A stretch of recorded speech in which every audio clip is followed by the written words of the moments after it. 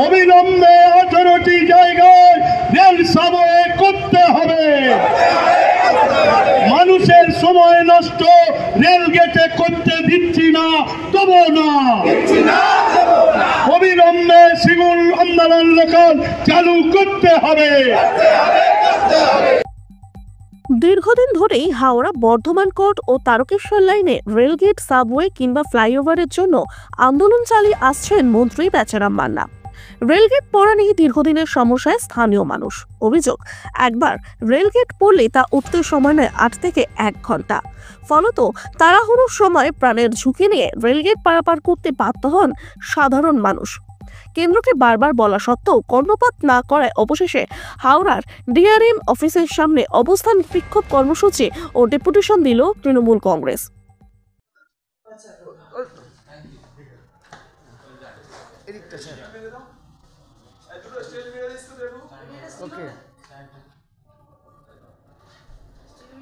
Sir এদিকে তাকান sir, একটু স্যার।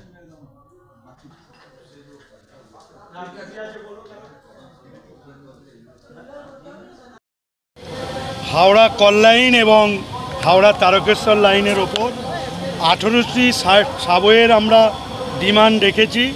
আমাদের ডিআরএমের কাছে স্মারকলিপি দিয়েছি।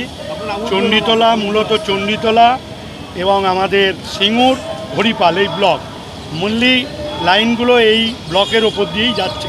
সাধারণ মানুষের অসুবিধা, রেলগেটে দাঁড়িয়ে থাকতে হচ্ছে এবং বন্দে ভারতের মতো এক্সপ্রেস চলার জন্য রেলকে ব্যারিকেড করে দেওয়া হয়েছে, লোহার ব্যারিকেড। কৃষক চাষ করতে যেতে পারছে না, ছাত্র স্কুলে যেতে ভয় পাচ্ছে, এই রকম পরিবেশ তৈরি হয়েছে।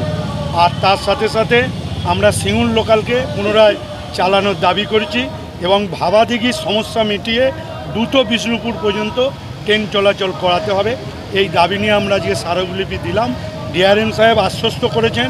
উনি বলেছেন আমি যতটা সম্ভব সহযোগিতার মধ্য দিয়ে আমার ঊর্ধ্বতন কর্তৃপক্ষকে বিষয়টা আমরা বোঝাবার চেষ্টা করব।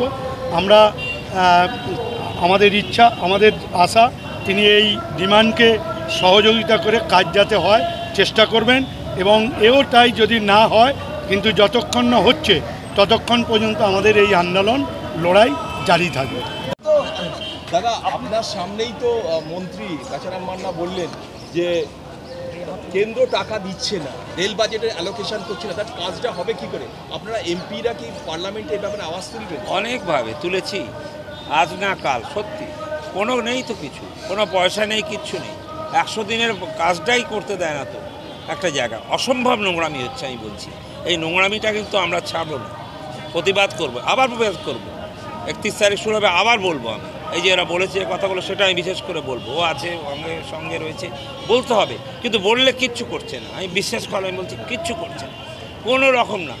একটা আমি চেয়েছিলাম যে একটা জাস্ট মানুষটা অসুবিধা পড়ে গেছে, সেই জায়গায় বাসকারার ওই জায়গাটায় আমি 7 বছর ধরে মন্ত্রীকে বলছি, হ্যাঁ কার দেগা। লাস্ট টাইম বললাম আমাকে ওই জমিটা দিন, আমি কেটে দেবো, একটা অ্যাম্বুলেন্স যাবে কমপক্ষে।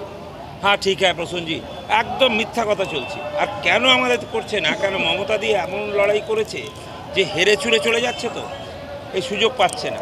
আর সব এই যাবো তো আমরা, আমাদের বললেই বেঁচে যা, বেড যা, আবার বসিয়ে দেবে আমাদের কথা বললে। এটা ভয়াবহ নোংরামি চলছে, এটা মানা যাচ্ছে না। আমাদের দিদিমণি একটা আওয়াজ তুলেছিলেন যে বাংলার গর্জন, বিরোধীদের বিসর্জন। সেটা প্রতিটা মুহূর্তে তারা টের পাচ্ছেন। এই জন্য তারা বিভিন্ন দিক থেকে পশ্চিমবাংলাকে হাতে না মেরে ভাতে মারা যারা প্রচেষ্টা চালিয়ে যাচ্ছে, কিন্তু আমরা কিন্তু থেমে থাকবো না। এদিন সিঙ্গুর, হরিপাল, চণ্ডীতলা ব্লক 2 থেকে মিছিল করে নেতৃত্বরা পৌঁছান হাওড়ায়। দাবি, অবিলম্বে 18টি স্থানে রেলগেট, সাবওয়ে ও ফ্লাইওভার নির্মাণ করুক কেন্দ্র। আমাদের এই যে রেল ওভারব্রিজ নিয়ে জনেরোড সহ 18খানা মানে আমাদের ফ্লাইওভার ও সাবওয়ের দাবিতে আজকে আমরা ডিআরএম অফিসে ডেপুটেশন জমা দিতে যাচ্ছি। এবং দেখছেন তো আপনার মানুষের কত মানে ঢল আরও আসছে। মোটামুটি আপনার চন্দনপুর থেকে শুরু করে একদম আপ টু আমাদের গোবরা থেকে পর্যন্ত লোক উঠবে।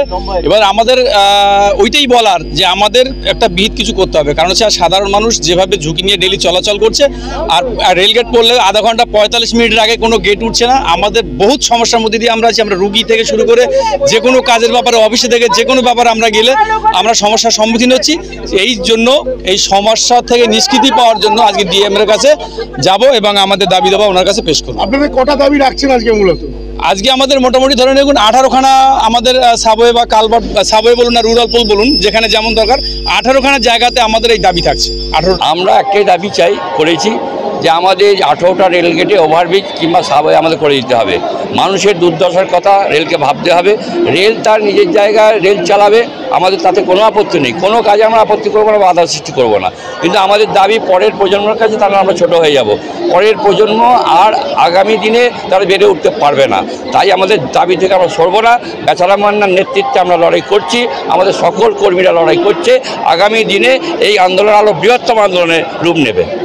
আমাদের যে চাহিদাটা সেটা আমাদের হচ্ছে রেল তার যে অর্থ বাজেট যে করে সেই নিরাপত্তা বা স্বাচ্ছন্দ্যের জন্য সেই নিরাপত্তা ইস্যুতে আমাদের এই যে আমাদের সাবওয়ে বা ফুট ওভারব্রিজ করতে হবে এবং নিরাপত্তার স্বার্থে আগামী প্রজন্মের কাছে তাদের সুরক্ষার দাবিতে আমরা দীর্ঘদিন ধরে একটা অসুবিধার মধ্যে পড়ি। সেই জায়গাটা যাতে ঠিকঠাক করা যায় এবং রেলকে তার নিজস্ব চিন্তাভাবনা করুক, রেল আরও উন্নত হোক, আরও উন্নতির পথে যাক, কিন্তু তার সাথে যে আমাদের সাধারণ মানুষের নিরাপত্তাটাকেও দেখতে হবে। প্রত্যেক দিনের একটা তিক্ত অভিজ্ঞতা। জীবনে যদি বেঁচে থাকা যায় 80 বছর, 5 থেকে 7টা বছর রেলের গেটে সময়টা কাটানো, আর পরীক্ষা থেকে শুরু করে চাকরি জীবন এবং চাষাবাদ সমস্ত ক্ষেত্রে প্রত্যেক দিনের একটা সময়ের ব্যয়, যেটা এই ভারতীয় রেল যখন শুরু করেছিল তখন তার সারাদিনে 10টা গাড়ি চললে সেই গাড়ির সংখ্যা এখন 100 পার হয়েছে। সময়ের সঙ্গে যুগের সঙ্গে তাল মিলিয়ে গাড়ির গতিবেগ বেড়েছে, কিন্তু সেই অনুযায়ী রেলওয়ে গেটগুলোর এবং রেলের চারপাশগুলোকে তারা সেই রকম কিছু তৈরি করেনি। আজকে যার ফলে ঘন্টার পর ঘন্টা রেলের গেটে দাঁড়িয়ে থাকা, অ্যাক্সিডেন্ট এবং সেই সঙ্গে মানুষের চরম দুর্ভোগ। এর জন্য আমরা আমাদের সিঙ্গুরের বিধায়ক তথা পশ্চিমবঙ্গের মন্ত্রী বেচারাম মান্নার নেতৃত্বে আমরা চণ্ডীতলা ব্লক, সিঙ্গুর ব্লক এবং হরিপাল ব্লকের সমস্ত সাধারণ মানুষকে নিয়েও তৃণমূল কংগ্রেসের ব্যানারে এবং নেতৃত্বে আজকে ডিআরএমের এই অভিযান। আমাদের দাবি 18টা রেলগেট এবং সাবওয়ে আমাদের করতেই হবে।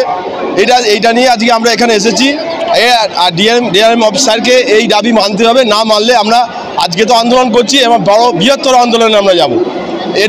এটা আমরা শেষ দেখে ছাড়বো। তাই আমরা আজ এখানে এসেছি। আজকে আশা করি আমরা নিশ্চয়ই সদুত্তর নিয়ে যাব। যদি সদুত্তর না পাই আমরা কিন্তু এটা শেষ দেখে ছাড়বো। তাতে মরতে হয় মরবো, যা করতে হয় আমরা করব, কিন্তু আমাদের দাবি মানতেই হবে।